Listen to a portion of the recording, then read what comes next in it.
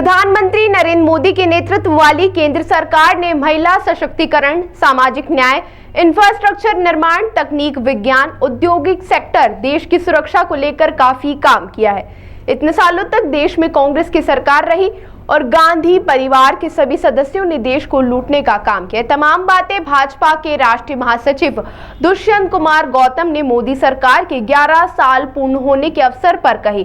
11 सालों के केंद्र सरकार की उपलब्धियां गिनाते हुए वे पार्टी कार्यालय पर मीडिया से चर्चा कर रहे थे। मोदी सरकार के 11 साल पूरे होने के अवसर पर राष्ट्रीय महासचिव दुष्यंत कुमार गौतम केंद्र सरकार की उपलब्धियां साझा करने इंदौर आए।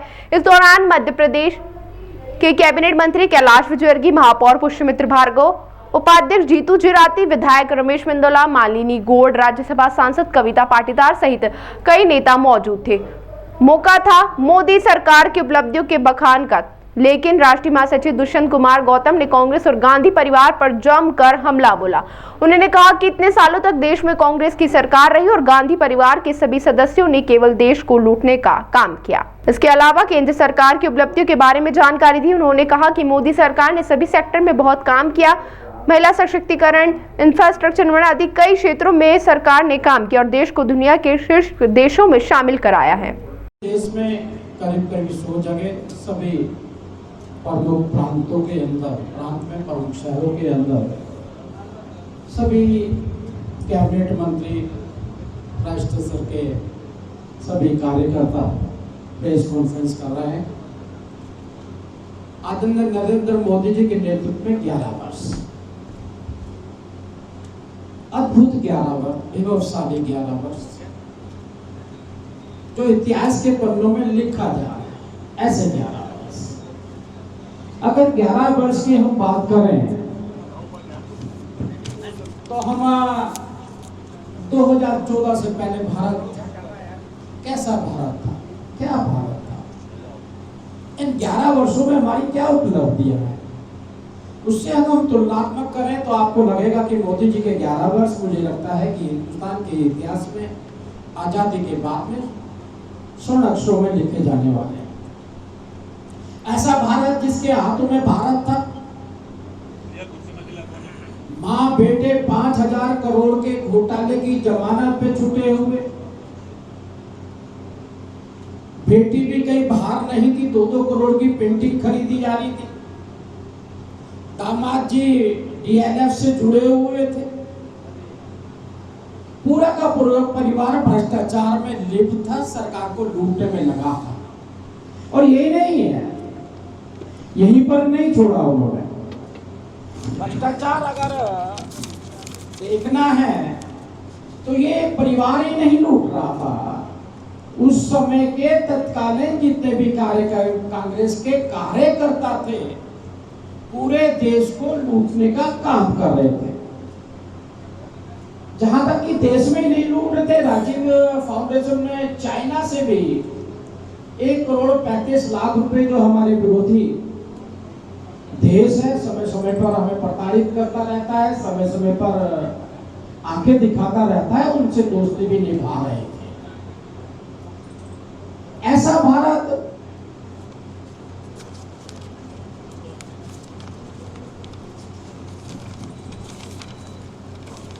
जिसके अंदर मैंने कहा कांग्रेसों की हालत क्या थी, एक कांग्रेसी कार्यकर्ता जो गरीबों को आगे बढ़ाने के लिए योजनाएं थी, उन योजनाओं को वहां तक पहुंचाने के बजाय उनको लूटने का काम कर रहा।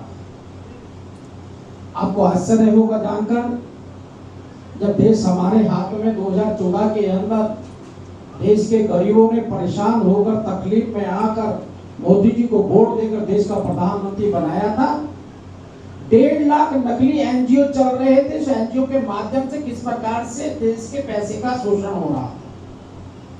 2.5 लाख नकली कंपनियां थी, 21 लाख नकली डायरेक्टर थे जो घर बैठे पैसा ले रहे थे, गवर्नमेंट का शोषण कर रहे थे।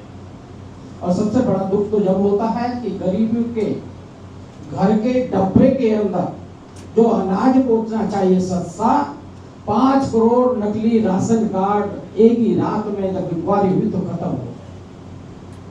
4 करोड़ नकली एलपीजी। आज देश के प्रधानमंत्री नरेंद्र मोदी सबको घर के अंदर गैस दे रहे हैं, मेरी माताएं बहनें किसी प्रकार से धुएं से प्रताड़ित होकर बीमार ना हो। उस समय 4 करोड़ नकली एलपीजी के कनेक्शन, 2 करोड़ मनरेगा जिसकी गुणगान करते हैं, हमने गरीबों को रोजगार दिया, 100 दिन का रोजगार दिया, और उसके अंदर भी 2 करोड़ नकली मनरेगा। आप सोचिएगा, नीचे से लेकर ऊपर तक कांग्रेस जिस स्तर पर बैठा हुआ था, देश को शोषण करने का काम कर रहा था। 50 लाख नकली छात्र स्टूडेंट्स के भर्ती थे, उनकी छात्रवृत्ति खाई जाती। 10 लाख नकली शिक्षक थे जो नौकरी पर नहीं थे लेकिन उनकी तनख्वाह ली जा रही थी। ऐसी कांग्रेस, इसका एक लाइन में कहा जाए तो उन्होंने स्वीकार किया है कि राजीव गांधी ने कहा था, मैं 1 रुपया भेजता हूं तो 15 पैसे पहुंचते। ये 85% देश की जनता का शोषण करने वाले कांग्रेसियों से इतना बड़ा गड्ढा हमें उस 5 साल के अंदर उस हमें अंतिम प्रभाव प्राथमिकता पे मिला।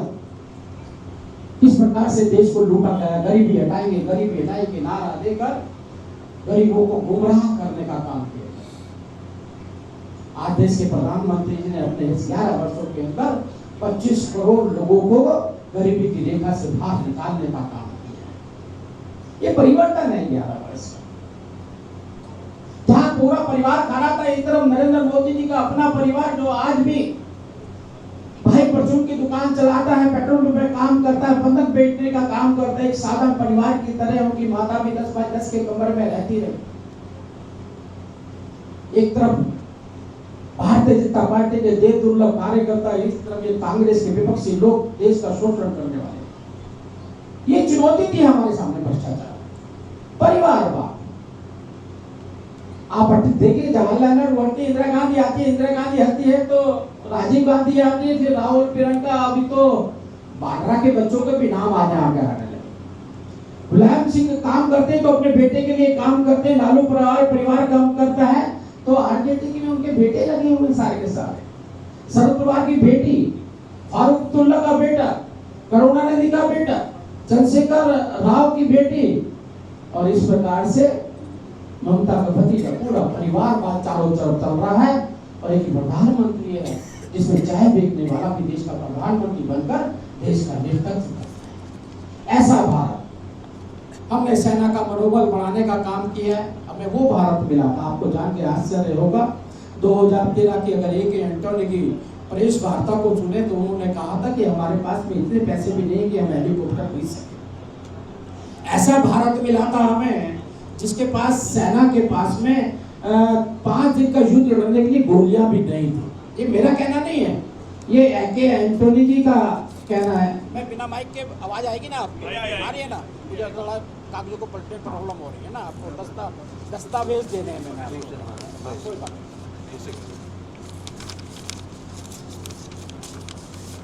हमने सैनिकों का जो हमें स्थिति मिली, आपको जानकर आश्चर्य होगा भाई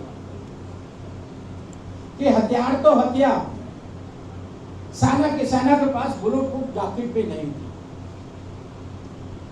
और आज मुझे इस बात का गौरव होता है, वही सेना, वही शक्ति जो एक नट बोल्ट भी सेना को खरीदना पड़ता तो विदेश से मंगाया करते थे, कोई खरीदा नहीं, सब इंपोर्ट था। लेकिन ऐसा 2021 के जब प्रधानमंत्री लाल किले से भाषण दे रहे थे, मुझे बड़ा गौरव था, मैं भी लाल किले में था उस दिन।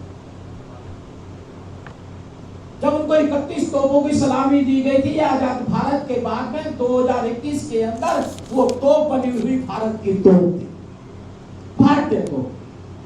भारत ने सेना के मनोबल बढ़ाने का काम नहीं किया, सैन्य शक्ति बढ़ाने का भी काम किया।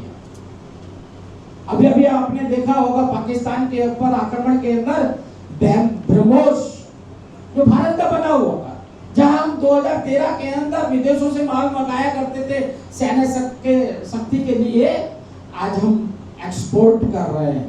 और ब्रह्मोस की मांग तो इतनी बढ़ गई है, आज विश्व के अंदर अन्य देश हमें प्रतिद्वंदी के रूप में देखने लगे हैं कि आने वाली शक्ति रूप में जो हिंदुस्तान खड़ा हो गया है। और आज हम 33% एक्सपोर्ट करने का काम